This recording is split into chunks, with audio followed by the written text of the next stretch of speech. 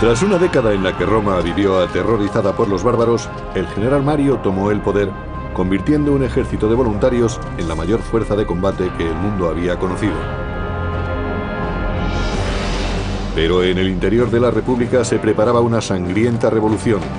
La muerte en el circo de los esclavos gladiadores era el deporte favorito en Roma.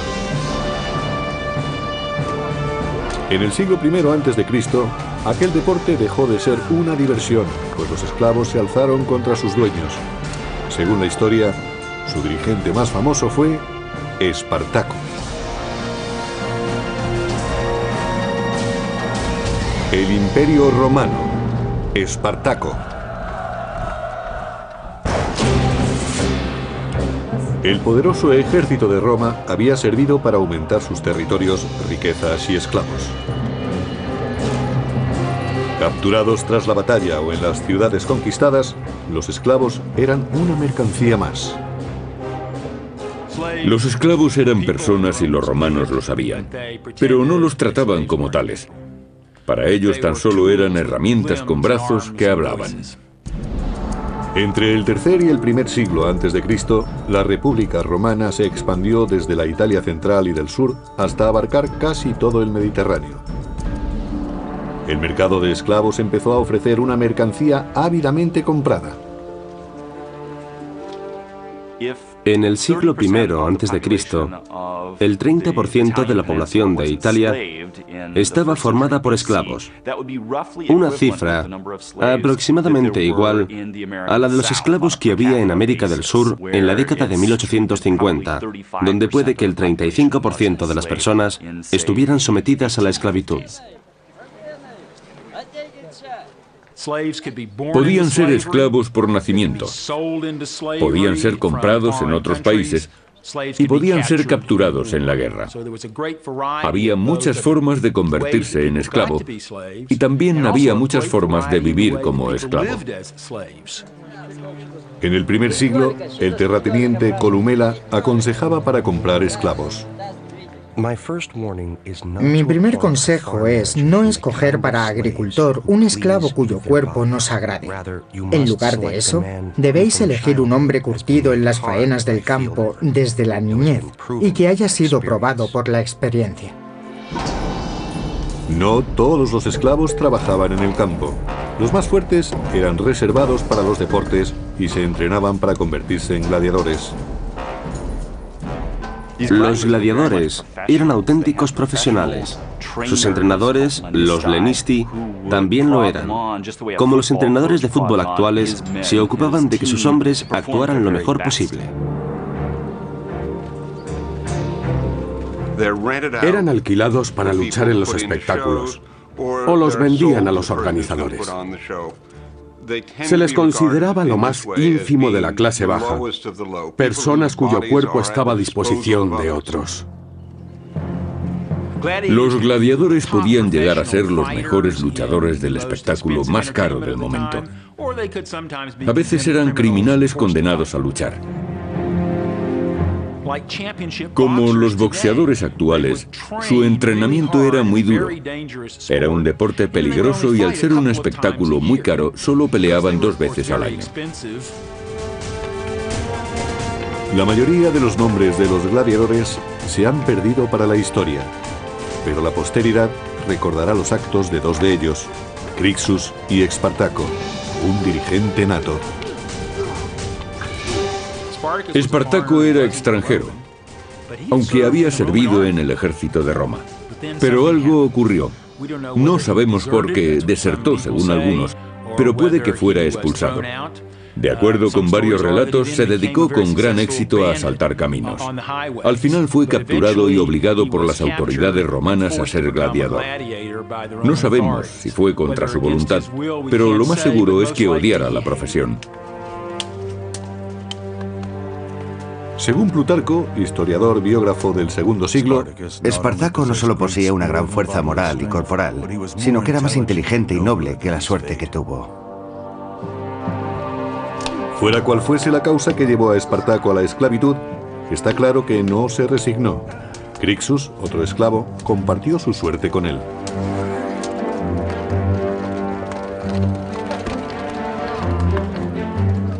Pocos gladiadores vivían lo suficiente para retirarse. La mayoría tenían una muerte horrible y violenta, tanto en un circo de provincias o en un gran coliseo. En ocasiones el público elegía las armas para empezar el espectáculo. A la gente le encantaba ver seres humanos luchando a muerte. Era muy emocionante para ellos y disfrutaban al máximo del combate.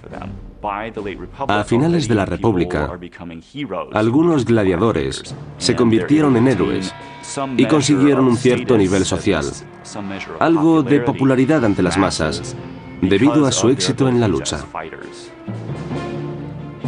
Según se hacía el sorteo, los gladiadores sabían quiénes serían los primeros en morir.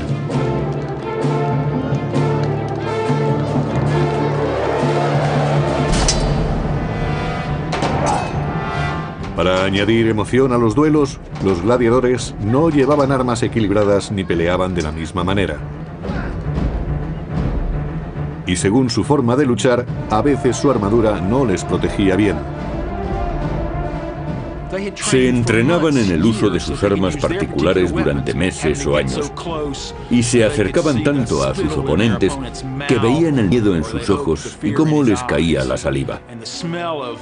El olor a sangre debía ser sobrecogedor, pero así se excitaba la multitud. Era el signo de que la vida de los gladiadores pendía de un hilo.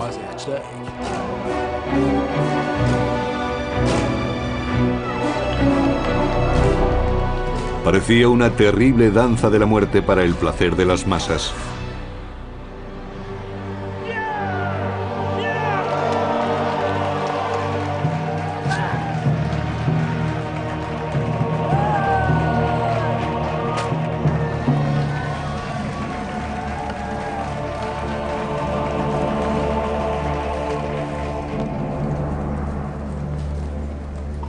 Pero en el año 73 a.C., en el Ludus, o escuela de gladiadores, un grupo de discípulos se cansó de recibir órdenes de sus guardianes. Decidieron que si tenían que morir, no sería en el circo. Maltratados y furiosos, conspiraron y aprovecharon sus artes combativas para tratar de cambiar su destino.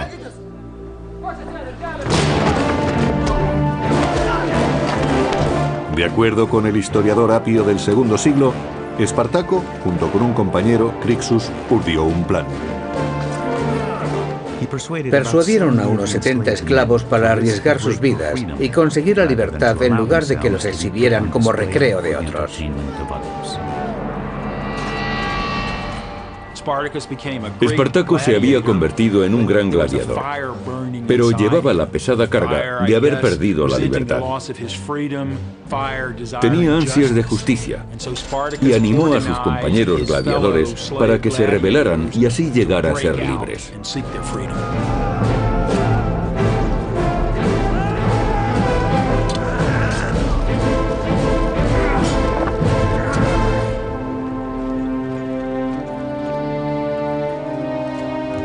Los soldados locales temían a los rebeldes, pues los habían visto pelear en el circo.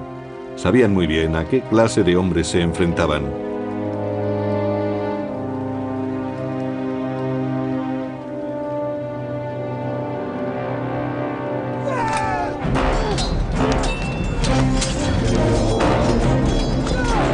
De acuerdo con el historiador Plutarco del II siglo, los gladiadores repelieron a los soldados que venían desde Capua y les quitaron sus armas, más adecuadas para el combate. Estaban contentos de cambiar las armas de gladiadores que ellos consideraban poco honorables y bárbaras.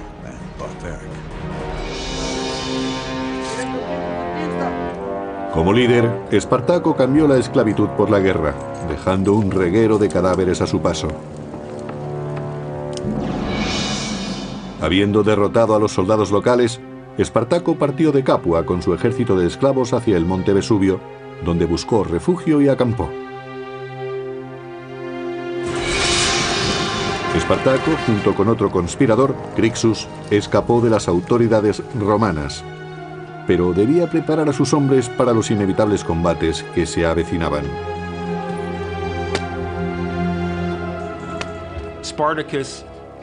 Espartaco poseía un gran atractivo e influencia personal que hacían que muchos quisieran escapar de la cárcel escuela de gladiadores para unirse a él.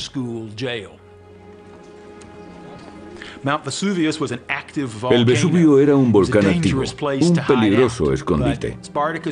Pero Espartaco sabía que allí podrían hacerse fuertes hasta que se organizaran y concibieran un plan. Un mensajero informó a Espartaco de que los romanos habían acampado a los pies del monte para sitiarlos. El Senado había mandado al propetor Claudio Glaber para que rodeara a los rebeldes y pusiera fin a la sublevación. Consiguió que Espartaco y su incipiente grupo de rebeldes retrocedieran hacia la cima de la montaña. El lugar era muy reducido y Claudio Glaber creyó que no tendría problemas para eliminarlos en el Vesubio. Según describió Plutarco, Claudio ordenó a sus soldados que bloquearan la única y difícil ruta de acceso a la cima. El resto de la montaña estaba formado por empinados e inaccesibles riscos. el único paso que Espartaco y los esclavos fugitivos tenían que bajar estaba bloqueado. En el año 73 a.C., Espartaco y Crixus se negaron a morir peleando en el circo. Juntos dirigieron una rebelión de esclavos, pero se encontraron junto a los proscritos acorralados por el propio Claudio en el monte Vesubio, al sur de Italia. En lo alto de la montaña, Espartaco y sus hombres prepararon un brillante plan, según cuenta Plutarco en una de sus crónicas. Los esclavos cortaron parte de las parras e hicieron escalas con ellas. Eran resistentes y lo suficientemente largas para atarlas en la cima de los precipicios y llegar hasta el pie de la montaña. Un hecho interesante del comienzo de la revuelta de Espartaco es que parecía conocer el terreno mejor que sus enemigos, en parte gracias a los pastores que vivían cerca del Vesubio y simpatizaron con su causa. Probablemente los primeros esclavos campesinos que se unieron a Espartaco y a su grupo fueron pastores que vivían solos y tenían armas.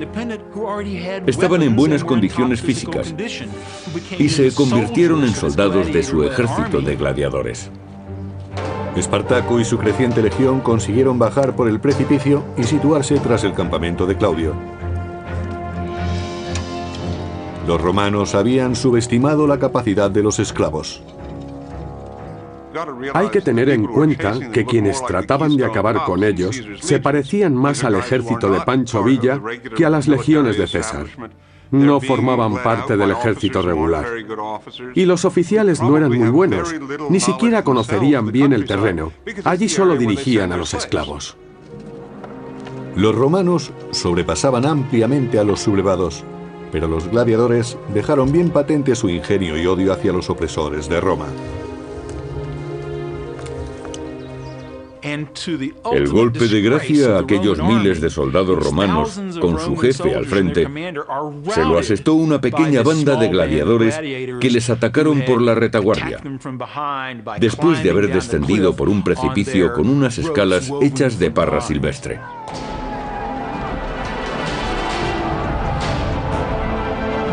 Cuenta el historiador Apio que después del éxito, el ejército de Espartaco aumentó.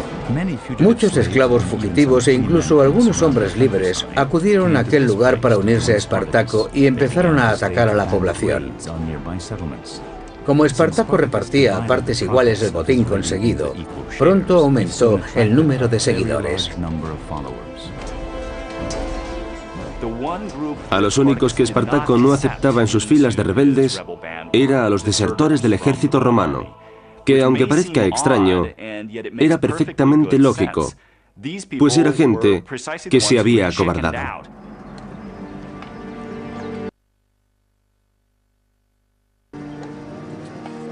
De acuerdo con Florus, autor del siglo II, la llegada diaria los convirtió en ejército regular.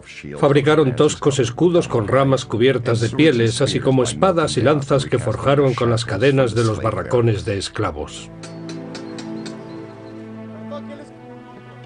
Lo que Espartaco y sus hombres no podían fabricar, lo cogían de los cadáveres romanos. Lo sorprendente de la rebelión de Espartaco es que los esclavos que habían sido entrenados para gladiadores se convirtieron enseguida en soldados. Eso no significa que combatieran como el ejército romano, aunque según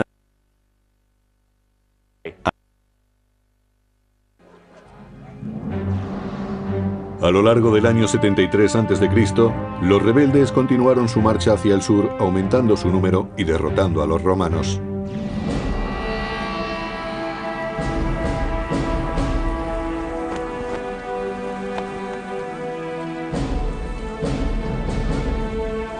El Senado recurrió a otro magistrado para detenerlos, el pretor Publio Varinio.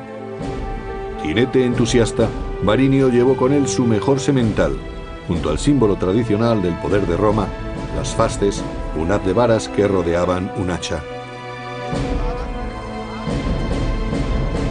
Era el símbolo del poder de los magistrados. Con él hacían cumplir la ley. Las varas para azotar a los culpados y el hacha para la pena capital. El hacha solo se ponía en las fasces cuando el pretor estaba en campaña fuera de Roma y sus tropas se regían por la ley marcial. Los símbolos no parecieron ayudar a Varinio. Los hombres de Espartaco ya habían derrotado a su adjunto al mando. No obstante, Varinio preparó a sus hombres para la siguiente batalla.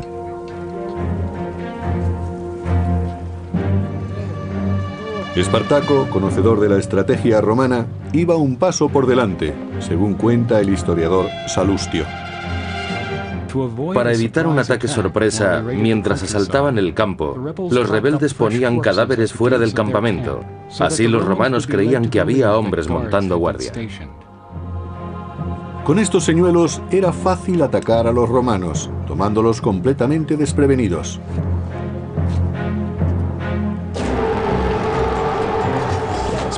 El ejército de Espartaco era temible.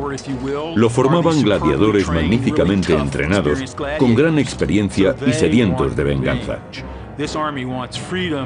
Los hombres querían libertad, pero también querían demostrar a sus dueños romanos que eran personas, no herramientas.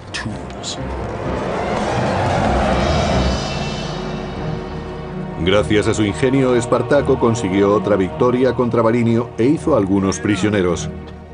El historiador Apio del segundo siglo recuerda la humillación de Roma. Los romanos no consideraban que fuera una guerra real, sino más bien incursiones y asaltos de bandidos. Sin embargo, esos bandidos derrotaban al ejército de Roma. Espartaco capturó el caballo de Varinio, quien estuvo muy cerca de ser prisionero de los gladiadores. La victoria fue todavía más dulce cuando Espartaco se apoderó de las fasces, el gran símbolo del poder de Roma. Cuando Espartaco sorprendió a Varinio en combate y capturó no solo su caballo mientras lo montaba, sino también las fasces, asestó un tremendo golpe a la credibilidad de Varinio y al poder de Roma que las fasces simbolizaban. Espartaco se convirtió en un personaje famoso y temido. Ahora dirigía a 70.000 rebeldes, pero surgieron diferencias entre él y su amigo Crixus.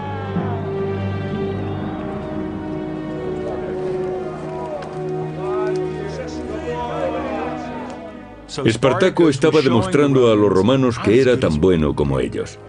Había luchado en el ejército de Roma, sabía lo que era la libertad y valoraba por igual la vida y la muerte de todos los hombres, ya fueran libres o esclavos.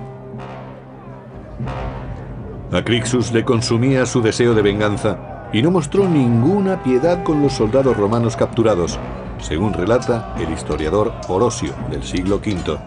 Organizaban luchas entre gladiadores con los prisioneros que habían capturado. Antes ellos habían sido el espectáculo y ahora eran los espectadores.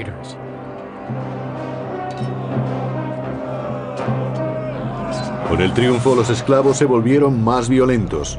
Crixus los espoleaba mientras Espartaco pedía orden. Su cohesión empezó a flaquear.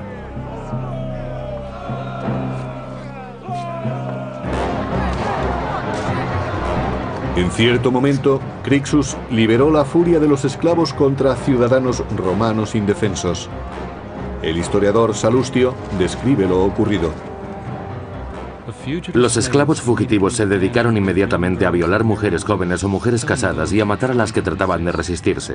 Espartaco fue impotente para detenerlos, incluso pidiéndoles repetidas veces que se contuvieran.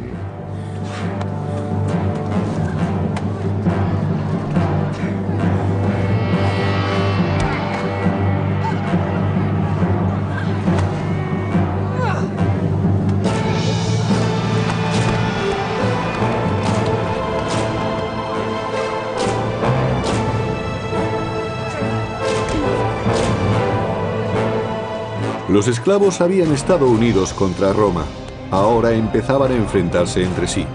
Era el momento que los romanos estaban esperando. Sur de Italia, año 72 a.C. Espartaco y su ejército de rebeldes habían derrotado y humillado a los soldados romanos enviados a detenerlos. Pero su camarada Crixus quería imponer su autoridad. Se avecinaba un conflicto interno. En el improvisado campamento de los esclavos, Espartaco hacía planes para cruzar los Alpes, pero Crixus tenía otras ideas, según nos dice el historiador Salustio. Crixus y sus hombres querían ir directamente contra el enemigo para forzar una batalla frontal. Espartaco, por su parte, prefería actuar de otra manera. Crixus desafió abiertamente el liderazgo de su amigo. Algo interesante del levantamiento de Espartaco es que no parecía tener un plan preconcebido. Donde se encontrara le seguían millares de personas, pero ello implicaba ir de un lugar a otro para conseguir comida para todos. Impaciente, Crixus abandonó el campamento llevándose a un grupo de rebeldes. Espartaco se encontraba solo al mando de sus tropas.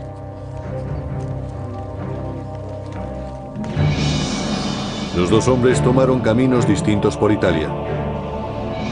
Con el ejército de esclavos divididos, Roma esperaba asestarles un duro golpe.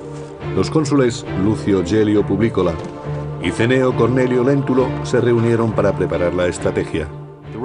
Los romanos entendían que los esclavos eran seres infrahumanos, pero al mismo tiempo reconocían que tenían un gran éxito luchando contra ellos.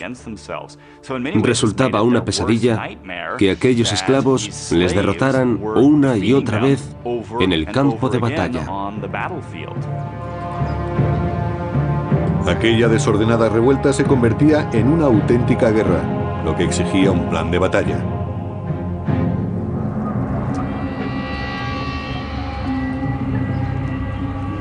Cada pueblo en el que entraba Espartaco podía esconder una trampa. Pero a veces se encontraban un amigo, según Salustio.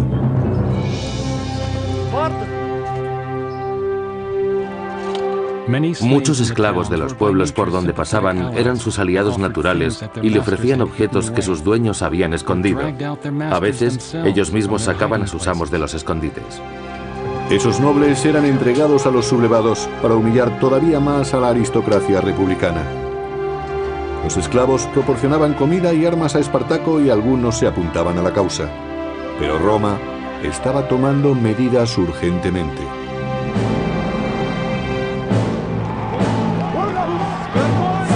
En las montañas Garganus, de la costa este de Roma, Crixus y su facción eran perseguidos por los soldados de Galio, según nos cuenta Plutarco. Galio realizó un ataque sorpresa contra Crixus, que, debido a su arrogancia, se había separado de Espartaco. De acuerdo con el historiador Apio, Crixus tenía bajo su mando 30.000 hombres. 2/3 de ellos perecieron, incluyendo a Crixus.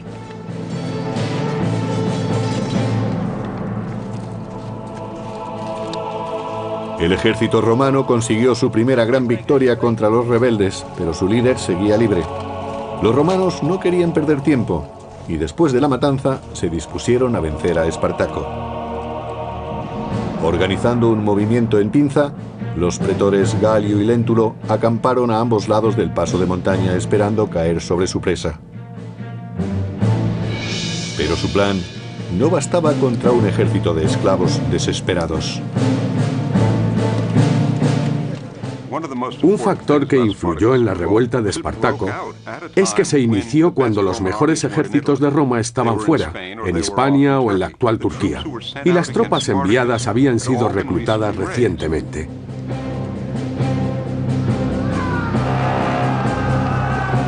Según el historiador Apio, Espartaco atacó y derrotó una legión tras otra.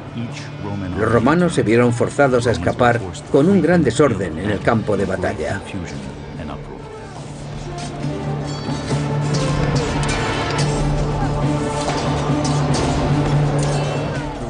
Los dirigentes militares romanos se enfrentaban a un gran reto, y sus oficiales no estaban preparados profesionalmente para la ocasión. De nuevo Espartaco obtenía otra victoria frente al ejército romano.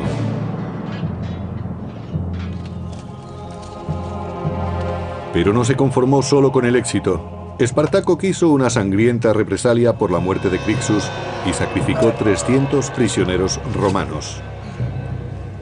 Empezó a convertirse en un gran personaje completamente opuesto al sistema. Celebraba la derrota de los magistrados romanos y ejecutaba a sus prisioneros. Empezó a destruir las propiedades de los campesinos ricos, ofreciendo una alternativa al sistema reinante y consiguiendo aumentar considerablemente sus fuerzas.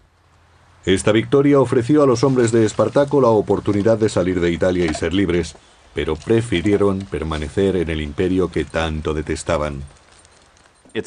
No está muy claro por qué las fuerzas de Espartaco volvieron desde el norte de Italia. Sus éxitos les habían proporcionado mucha seguridad en sí mismos, y en lugar de marcharse querían volver a sus casas y establecerse donde habían tenido su vida antes del cautiverio. Por eso, eligieron seguir luchando. Se abrieron camino hasta la ciudad de Turí, donde asentaron su base de operaciones.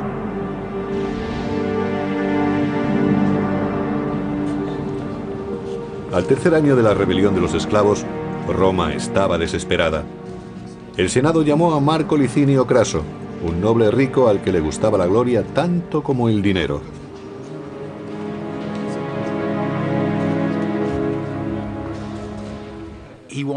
Quería llegar a lo más alto de la sociedad romana y aquello exigía victorias militares. Por eso ansiaba derrotar a Espartaco. Creía que sería fácil, pues los esclavos, después de todo, no podían representar un grave peligro. Sin embargo, Craso no infravaloró a su enemigo. Partidario de una disciplina férrea, se tomó en serio su nombramiento para su gloria y por el bien de Roma.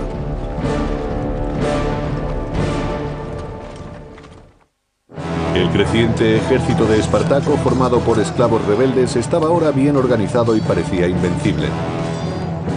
Pero Marco Licinio Craso se había propuesto destruirlo con sus fuerzas, que eran considerables. Sin embargo, Craso vio que sus soldados eran indisciplinados, cobardes y proclives a retirarse en batalla. Craso no estaba dispuesto a tolerarlo, y después de sufrir una derrota humillante ante los rebeldes, tomó medidas muy duras. Enseñaría a sus tropas el significado de la disciplina por medio de la decimatio.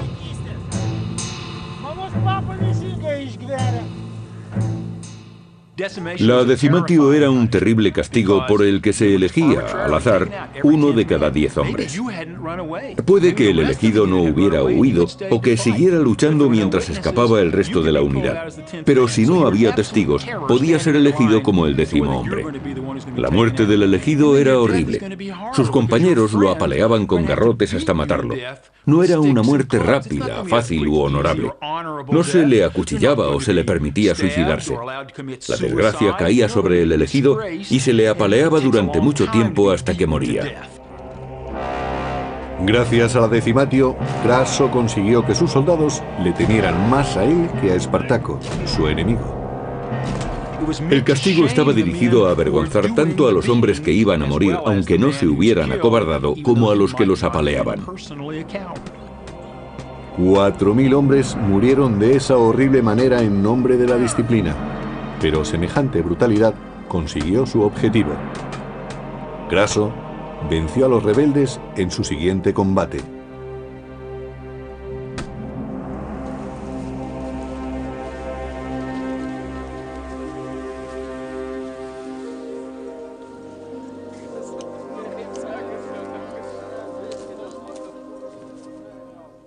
A diferencia de los anteriores oponentes de Espartaco, Craso era un soldado experimentado.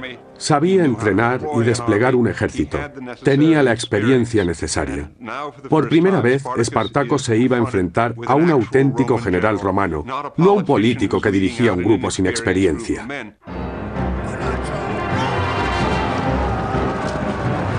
Se enfrentaron dos fuerzas, un ejército de romanos muy entrenado y capaz contra una banda de rebeldes desesperados y violentos. La balanza empezó a inclinarse contra Espartaco.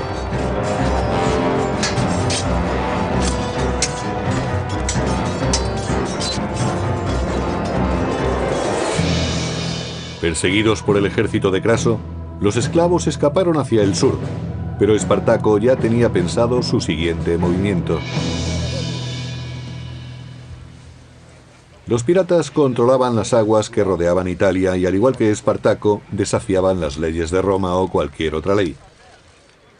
Solo les interesaba el oro y el tráfico de esclavos. Espartaco les envió mensajeros para negociar. Espartaco hizo todo lo posible por sacar a sus hombres de Italia para que fueran libres. Desesperado, finalmente hizo un trato con el demonio, con los piratas cilicios. Cilicia formaba parte de lo que se conoce como Turquía en la actualidad. Esos piratas eran muy famosos por sus ataques a los barcos. También eran muy conocidos en el Mediterráneo como traficantes de esclavos. Ganaban mucho dinero capturando y vendiendo esclavos. Espartaco sabía que era muy arriesgado hacer un trato con los piratas cilicios para evacuar a sus hombres, pues corría el peligro de que los volvieran a vender como esclavos.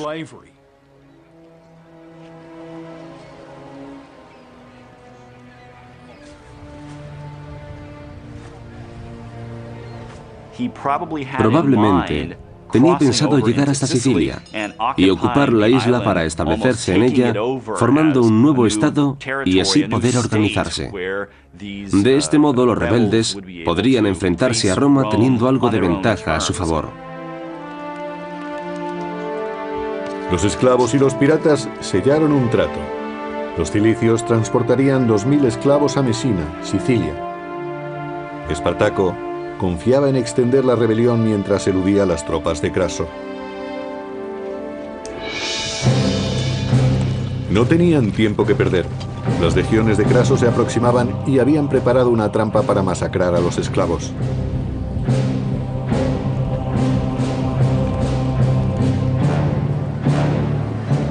Espartaco y su ejército llegaron a la costa de Italia, pero los barcos no estaban allí. Los piratas los habían traicionado y los romanos estaban cada vez más cerca. Espartaco ahora tenía que combatir para escapar de Italia contra un ejército que había recuperado la disciplina gracias a Craso y que seguiría las tácticas que habían hecho que Roma tuviera ejércitos formidables.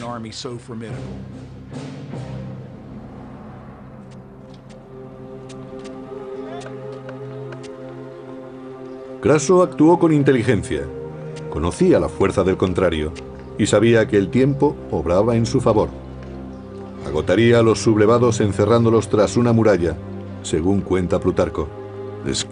Terminó esta magna tarea en un tiempo mucho más corto de lo que se esperaba. Cavó una fosa de una costa a otra a lo largo de una zanja de tierra y por encima construyó una hermosa y resistente muralla.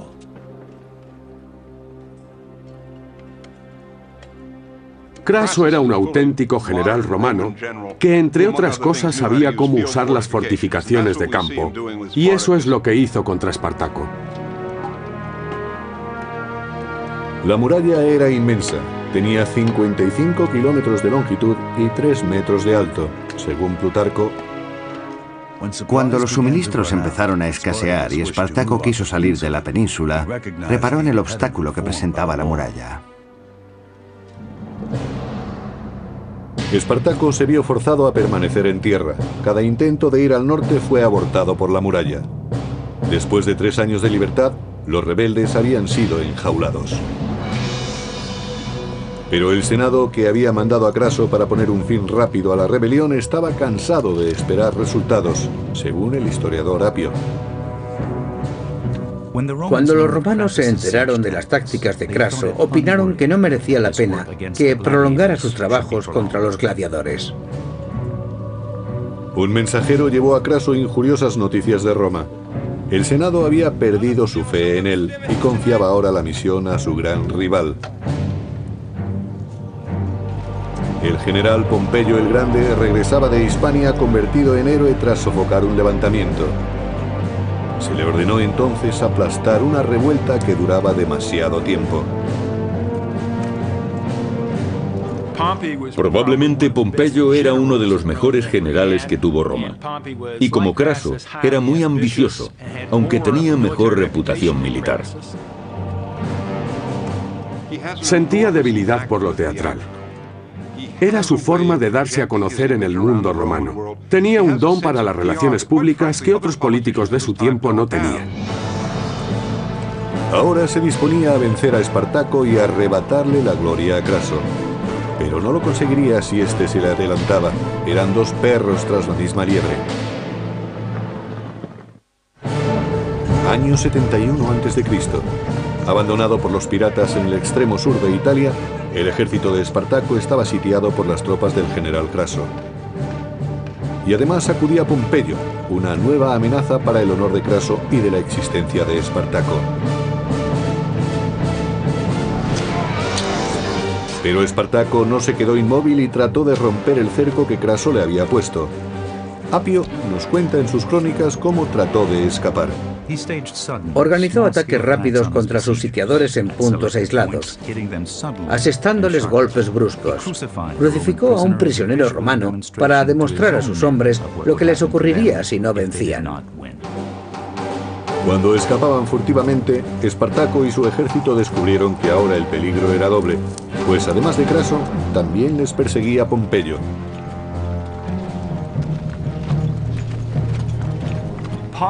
Pompeyo tenía fama de ser una persona a la que le gustaba poner el punto final. Aparecía después de un largo y duro trabajo y de esta manera se llevaba la gloria de haberlo terminado. Según se acercaba Pompeyo, Craso se ponía más nervioso por sofocar la rebelión antes de su llegada. Espartaco se preparó para el ataque y envió un mensajero a Craso ofreciéndole una tregua. Espartaco esperó la respuesta de Craso. Estaba seguro de que los romanos le escucharían. Sin embargo, los rebeldes mantuvieron las espadas afiladas. Espartaco trató de negociar con los dirigentes romanos porque se consideraba un hombre libre. Así vivía en ese momento y dirigía su ejército como si fuera un ejército romano. Se creía merecedor del mismo honor que sus oponentes. Pero cuando volvió su mensajero quedó muy claro que los romanos no opinaban igual. Era un esclavo y un enemigo. Al fallar la negociación, llegó el día que Espartaco tanto había temido. Incluso si derrotaba a Craso en batalla, Pompeyo le seguiría a continuación. No podía retirarse y no podía rendirse.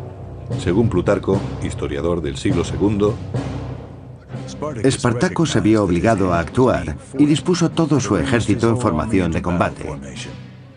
Cuando le trajeron su caballo, Espartaco sacó la espada y mató al animal. Dijo que si ganaba la batalla, no necesitaría el caballo, pues tendría miles de ellos a su disposición. Y si lo derrotaban, tampoco lo necesitaría. Dicho esto, desmontó y se unió a sus soldados de a pie y salió a luchar hasta el final. Craso se enfrentó a Espartaco cerca de Brundisium, en el sureste de Italia.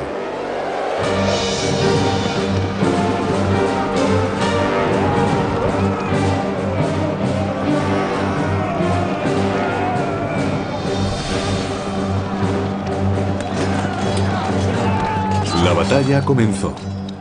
3 años de revueltas habían conducido a este enfrentamiento decisivo entre Craso y Espartaco, el mayor combate entre 2 grandes ejércitos.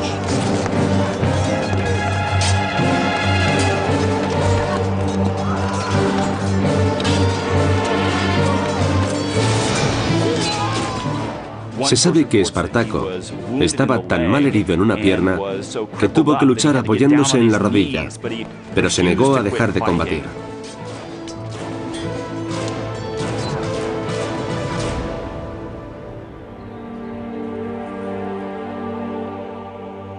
Según el historiador Apio, La matanza fue tan grande que no era posible contar los muertos.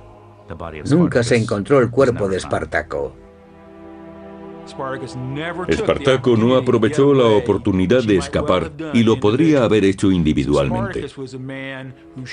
Con ello demostró tener un sentido del honor, por lo menos tan sincero y profundo como el de cualquier romano que no hubiera sido esclavo.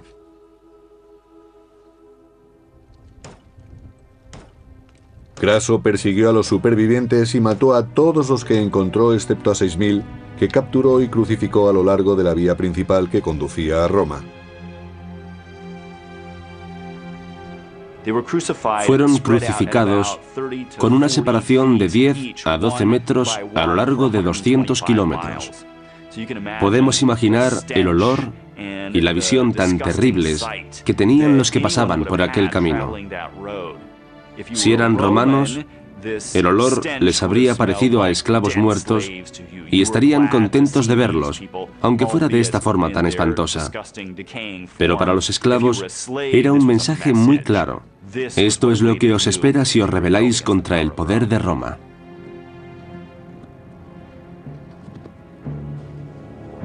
Craso sofocó la rebelión de los esclavos, pero Pompeyo, fiel a sus costumbres, aprovechó la oportunidad de reír el último. Pompeyo se las arregló para aparecer en el último momento y dar caza a unos 5.000 gladiadores que escaparon de aquel gran combate, y capturó o mató a los que quedaban. A continuación, según Plutarco, Pompeyo se aseguró de recibir los honores. Pompeyo escribió al Senado y dijo que Craso había derrotado en combate a los gladiadores, pero él había conseguido extinguir la guerra hasta su raíz. La carrera de Pompeyo es muy interesante. De hecho, una vez fue acusado de ser un oportunista por aprovecharse de los méritos de otros. Los romanos se apresuraron en dejar atrás aquella terrible rebelión de esclavos. Pompeyo recibió el más alto honor de Roma por su trabajo en Hispania. Craso recibió una mera mención de honor por sus esfuerzos contra esclavos comunes que habían aterrorizado a Roma.